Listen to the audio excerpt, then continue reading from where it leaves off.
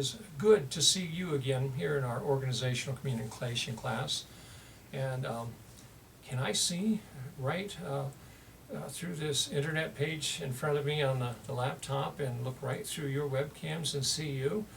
That would be a nice way to have a class, a synchronous class where we meet at the same time and I can see everybody's face, sitting in chairs in the rows or whatever. And I can click on you to have you visible to everybody else in the class. But that kind of technology may be in the future, but hey, it is there now, and some people can look through your computer and see you. And we'll talk about that in a few minutes here in this lecture. This lecture is about critical approaches to organization and communication. And when we use the term critical, we mean it that way. A critical theorist, and Karl Marx was probably the most famous critical theorist. The critical theorists look at how things are in a society, like Marx did, in an organization, like I can here as part of my job, and we look at it and we say, it should not be like this, this is not right. Critical theory leads to change and activism. We need to change this, we need to do things differently, and people in power don't necessarily like to give up power. And so critical theorists look at that power, they're very interested in power, where it comes from and how it's managed. And critical theorists, I can call myself one, I think. Critical theorists often want to change the power structures and put something in place that suits them better. So that's what we're talking about with critical theory. And of course, Karl Marx looked at power structures in politics and in the business world of the Victorian era in Europe. And he didn't like what he saw, the elite running things with lots of money and wealth, and everybody else very poor and working. And he came up with his favorite, these terms we know so well, the bourgeois, the people at the top of the food chain, the proletariat at the bottom, who were the workers, who were often treated very poorly and underpaid and barely survived. And he was one of those, critically looking at the whole society. And he wrote a book, the Communist Manifesto, and said, I think I have a better way. Of course, that's just a tiny little book. He wrote a bigger book called Das Kapital, wrote it in German. That was the language of philosophy in the day. And his ideas began to change things. And a Marxist ideology was born. It was critical and looks at power structures. And we use that in critical theory today, even though Marx had a bad reputation in this country through most of the past century, because we are capitalists here and we don't do it that way. We developed a form of progressive capitalism, kind of in response to the communist movement that really got rolling in the 1890s. And out of the communist movement in this country came labor unions. And when I first read that, I thought, really? They were all founded in the 1890s? And I pulled out my wallet, and I was a labor union member at the time, even though I was going to graduate school. And I unfolded my union dues receipt, the latest one, so I could prove I was a member of the union and get a job in any city I wanted in the country. And there it was, established in 1895. And I thought, wow, I didn't know this. And I'm listening to this academic paper from one of my colleagues in rhetoric about critical theory in the United States back then. And it's like, wow, I've been involved in this and I didn't even know it. And then later I'd work with some of the union guys again, and I'd point out to them how, hey, this is all founded in communism. And they didn't like to hear that and hardly believed me, but it was a way that those ideals of the workers uniting and the workers being in power were played out in this country in a little bit healthier way than it happened in Russia, if I can be a little sarcastic there. Progressive capitalism was probably the corporate response to that.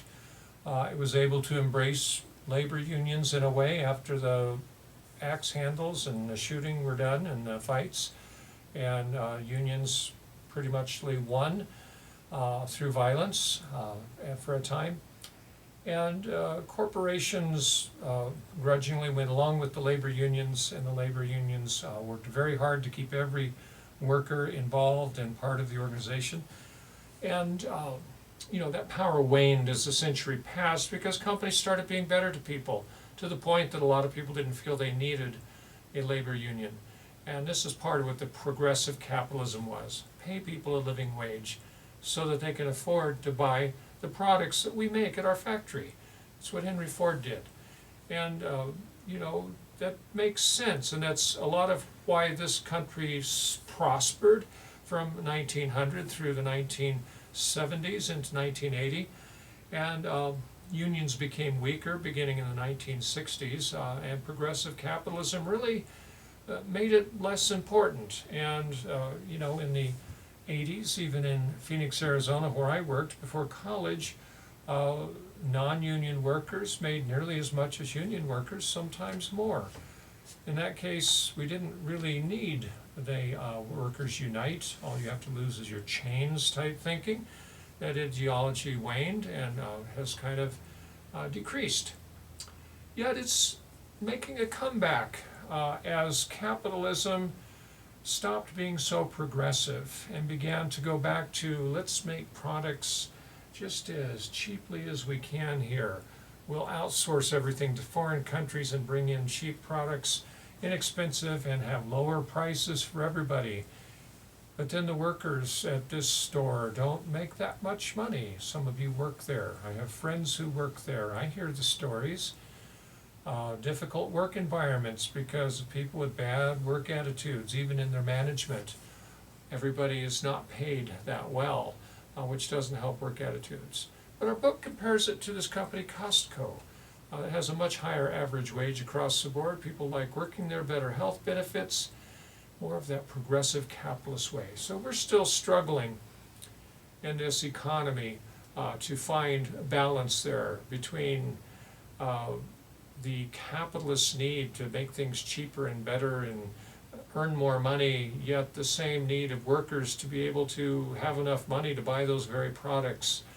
And things haven't been working so well. Costco's losing out to Walmart. And we'll see what the future brings, and our economy hangs in the balance, if you want to be honest about it. Okay, different types of power the book talks about. Critical theorists are very interested in power, where it comes from. This is just a quick little lesson there that take a look at that. Power to give rewards to people, and getting people to do what you want. This maybe is where power comes from. Getting people to do what you want is this kind of power. So you can reward people and they will do what you want. You pay them money, you give them favors, they will do what you want. Coercion is you have the power somehow to make life difficult for somebody. Idi Amin, president of Uganda in the 1970s, had a team of henchmen. We can call them secret police. They wore Hawaiian shirts and sunglasses. And everybody was afraid of them because they would kill on command. And all he had to do is say, kill this person or kill this group of people. And they would. And that gives somebody a lot of power even when you only have 40 or 50 workers that will kill on command. That kind of power was present in unions at one time. And I knew guys that they would go slash tires. They would kill anybody as far as I knew. But they could make life very tough on people that weren't following the union line. Coercion, form of power. Referent power, I want to be like you. And so I'll do what you tell me to do. I'll try to emulate you in every way I can. A form of power we see in organizations where somebody wants to move up the ladder, where the bosses at the top of the ladder look down and say, we're most comfortable hiring people who are like us. Perhaps that's why the WASP, white Anglo-Saxon Protestant, masculine type manager boss has remained somewhat entrenched in the power structures of American organizations, because part of it is they want to hire people that are like them.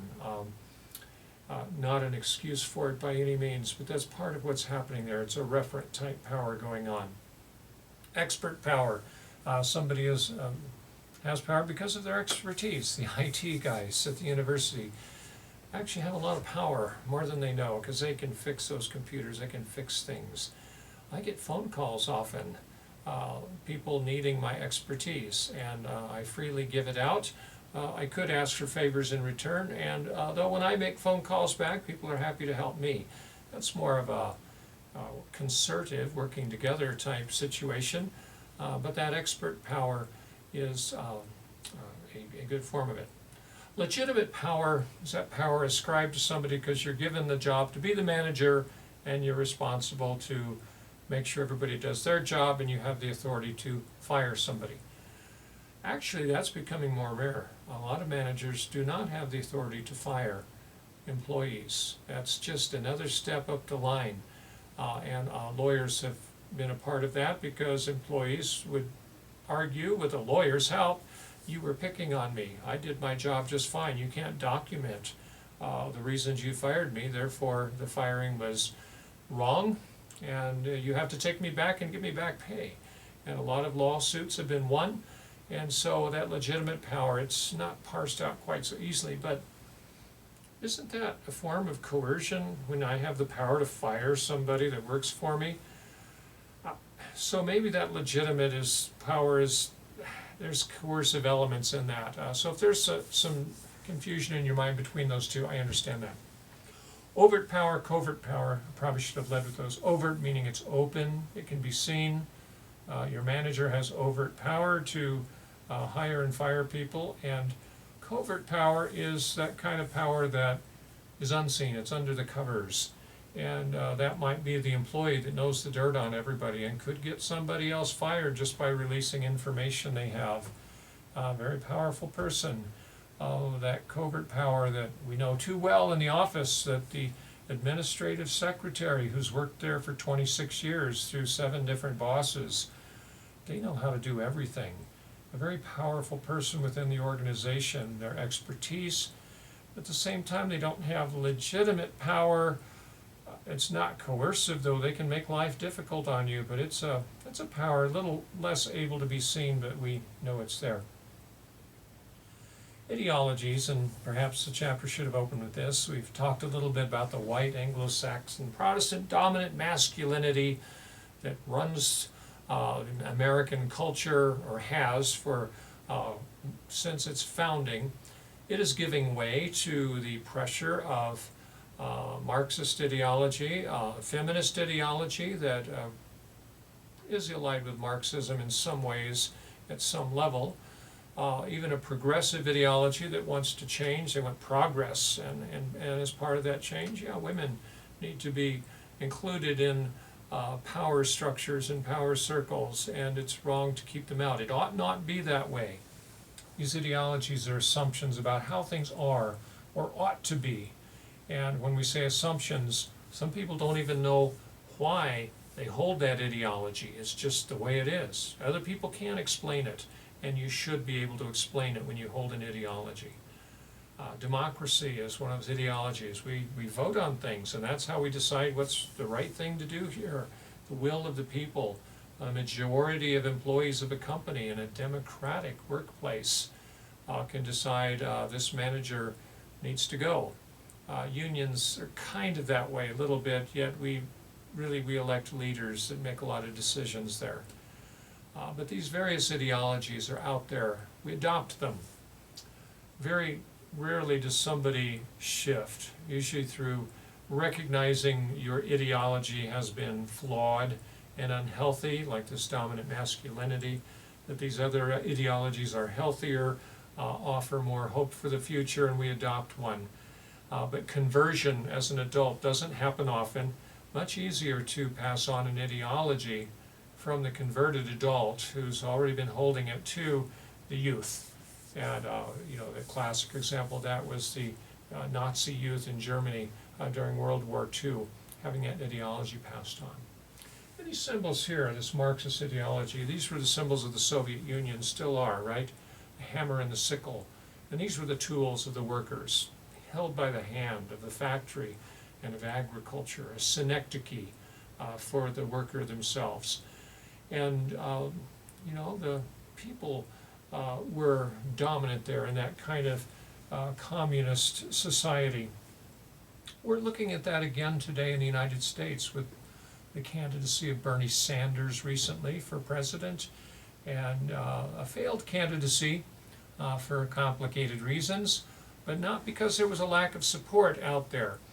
And in the future elections, if Bernie Sanders doesn't run again, somebody else will, who has that more socialist, more related to a Marxist ideology, that wants to change this country and make it different than it is now, because it's not what it ought to be.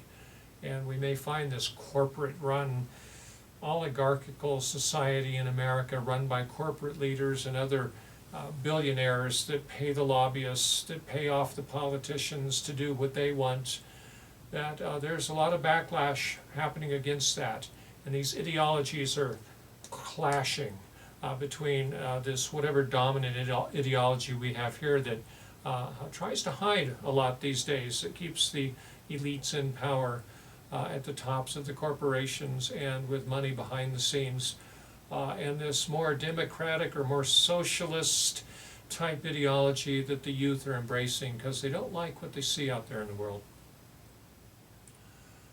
Okay, ideologies are powerful because they can make what we call sectional interests, or the interests of one section of the society, appear to be universal.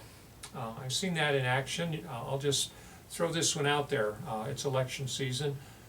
Donald Trump is running against Hillary Clinton, Republican versus Democrat, and my mother is supporting Hillary Clinton, and she's been writing on Facebook that Donald Trump is a racist. Could be true. Frankly, I don't know enough about Trump to know what he's said to actually back that up from my own knowledge, but I've caught bits and pieces of things here. Actually, politically, I've been cynical for quite a while, and I don't follow the candidates and what they say as closely as I once did. So, sorry about that. It's the cynicism. I'm jaded, but that's where I'm at today. However, my mother is making this idea that being a racist is evil and bad, and she's even connecting it with Nazi Germany and the most evil thing that could have happened out of that, and trying to say because this candidate has said a few things that probably back that up, he's evil and should not be voted for. Elections are complicated things. It's very a lot of perspectives you can take when you vote for somebody, and no candidate is perfect. So what do you do? But here we have somebody making a sectional interest, and a lot of people believe, as she does, appear to be universal, that I should not vote for him for the reasons she gives, and they're valid reasons. And but we have this happening here. It's just wrong to be that way. Now, in her case, I think she's exaggerated a few things, and she does it in other areas. But with this one, we'll see how the election turns out. That argument's being made throughout society, and whether or not the charges can stick is the issue at there. Ideologies deny you to contradict it. It doesn't let it. System contradictions. Within the electricians union that I'm a member, we see contradictions from time to time where people in the rank and file membership that are doing the hands-on work don't do what they're supposed to do, but the ideology doesn't let us correct the situation. And it might be a situation where one person just doesn't work as hard. They're in their later 50s and feel like they don't have to work as hard. The young guys can carry the load. Well, that's kind of a contradiction within within capitalism. Everybody should work hard.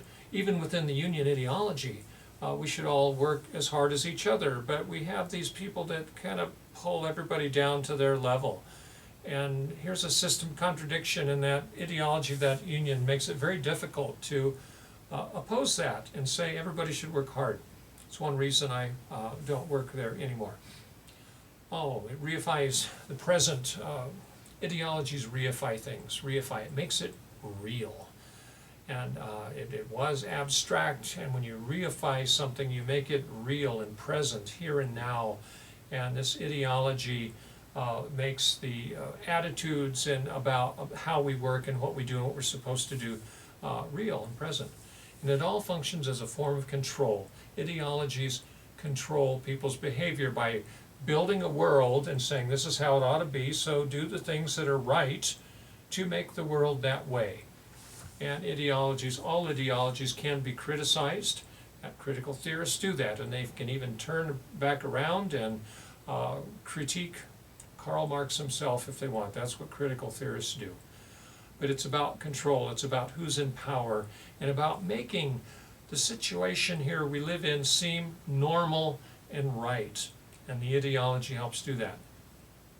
Culture is another way we do that, and cultures are often founded upon ideologies, though an ideology can change within a culture, and the culture may not change quite as much. In culture, we talked about this a lot in our former lecture with myths, stories, metaphors, heroes, symbols, signs, artifacts, and objects. All of these things, the central ideas of a culture, the rules about how to live, and you can see that connection to ideology, our assumptions about how things ought to be. All of this gets taken for granted. These assumptions, they reside at a deep structural level. They don't get questioned. We just live and we be that part of the culture. We make decisions according to the software programming of the ideology, if you want to use the computer metaphor. And it's hard to think of anything outside of that. Of course, we and the union members don't trust anybody in management because they're the enemy. Well, no, that's wrong. They just have a different job in the company. Yet that ideology makes it difficult to operate outside of that way of thinking. Okay, manufactured consent is when a group of people, like a labor union, willingly adopt rules about how things ought to be and enforce them among themselves within the organization. What we have to watch out for are organizations that very covertly, very sneakily, try to create that kind of manufactured consent to keep things happening a certain way. Two ideologies were in a clash. I don't even remember this woman's picture. Is it Melissa Price? Was that her name? I'm not sure, but she's a mass media professor at the University of Columbia, or the University of Missouri in Columbia, and she was helping to sponsor an event on campus, and she felt that the event should be more of a private event, but it was in the quad in the middle of campus, and they have tents out there and booths, and they're promoting whatever they're promoting, I can't even remember. And young people came with cameras from probably the school newspaper, wanted to cover this event. She didn't want them to cover it, and they argued, this is a public place, we want to document what's happening here, and we want to interview people. And she got very forceful and pushed the guy with the camera away and called for people to come over and block the view and get that person out. She felt that this was private. So we have this clash of ideologies. One, this is public and the world needs to know because it's a democracy and information needs to be open. Yet her view of, we don't trust you, we think you're here to subvert our purposes and you're going to present an unfavorable or a biased view of us, so get out of here. Who's right? The ideology says who's right. She resigned. She was just a little bit aggressive with how she handled things and regretted it later. And but here we have, what are the rules and what rules are we going to follow? And the ideology, manufactured consent that comes out of that, out of the ideology, out of the culture. They have two different ideologies going on here, and it just didn't mix. Okay, concertive control. This is not coercive. Concertive means these workers negotiate, maintain their own system. We make the rules and we follow the rules. So in the university, we have a concerted control system here, and professors work hard because that's what we do. It's an assumption, and you do your research and you give your all to your students. And when we have professors who don't, who, a little too selfish with their time, and, don't meet with students, never keep their office hours, their own colleagues notice, and we have these annual reviews that go on, at least in this organization, Northern Arizona University. The faculty review one another, and I was a member of the committee for 2 years reviewing the other faculty members, senior colleagues even, and when they aren't doing a good job, we can see it, we know it, and we lean on them a little bit through that annual review to step up their game, to start doing what they did before, or for some of our younger colleagues, you're not following the rules yet, you still have some things to learn, let us mentor you and help you become a better teacher. And if not, we write a poor review, and that faculty member, it would take a while, 2 or 3 poor reviews, and they would eventually not be reappointed. If they had tenure, it's more difficult to fire somebody, but we make it very difficult to get tenure for that reason, and only the people that have really earned it get tenure, and and it is a problem when an older faculty member just quits doing their job. I've seen that happen many times. But we negotiated and we maintain this system. We agree to follow the rules and we enforce them with each other. Picture of a labor union here. Of course, that in the labor union, that was very common. Okay, knowledge management is one of the final ideas in the chapter, and just some ideas that caught my attention were the technology out there. And we have this world today, cell phones, tablets, computers are with us everywhere. I'm here in the office today recording a lecture. I've recorded these lectures from home before and have had a little studio set up in an extra bedroom in my former house. I answer emails from home. I do most of my grading at home. I do a lot of grading here at the office. I answer emails in the office. I meet with students in the office. I talk to students on the phone. Where does work end? Where does it stop? Because the technology really makes me accessible anywhere, anytime.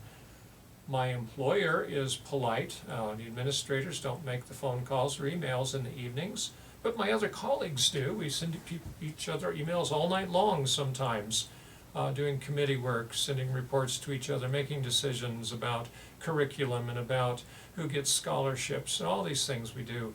And the technology has made it so it doesn't just happen here at the university anymore. The work we do happens everywhere. In other kinds of business, here we have the guy with his laptop and his phone, his feet on the ducky in the swimming pool, and we're becoming more and more available to our employers. Is this a good thing? Not sure. Our employers can also watch us now.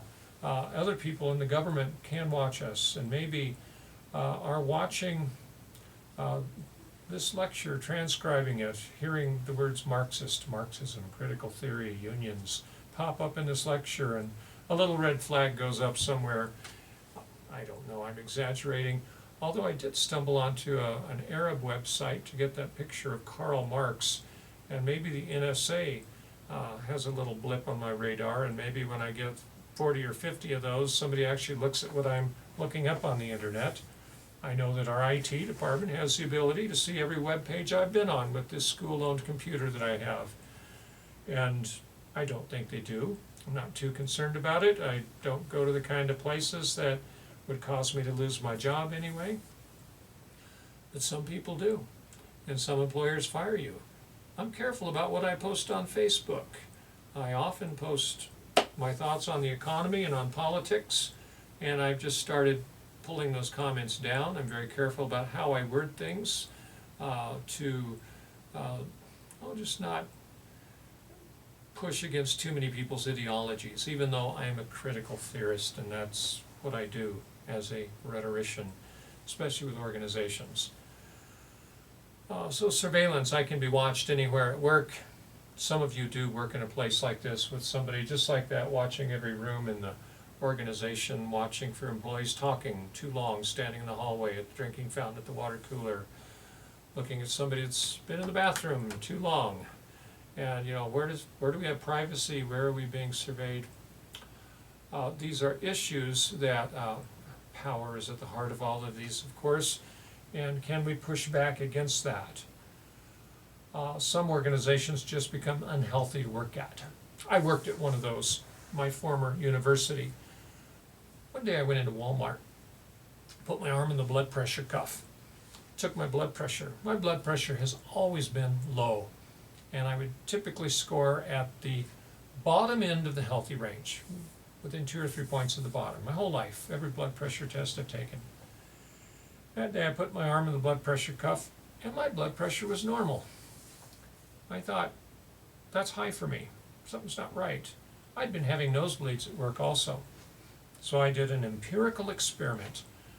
Pulled my arm out, kind of tried to normalize, thought about nothing, walked around in a couple circles, put my arm back in, and as the cuff tightened and I could feel it measuring, I started saying the names of my supervisors and administrators at the university.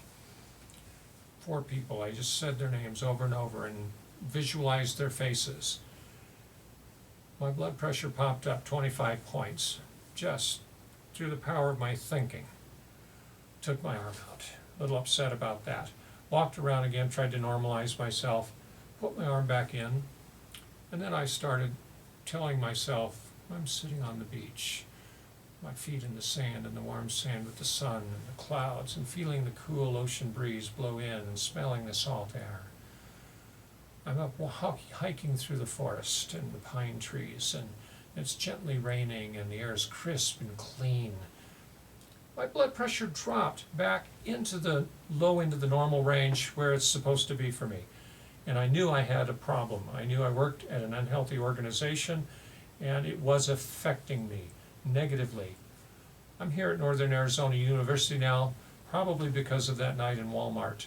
And I knew when I came here I was in a different kind of organization where the management just managed in a healthier way. There's still problems here, there's problems everywhere, but my blood pressure is back into a more normal range for me.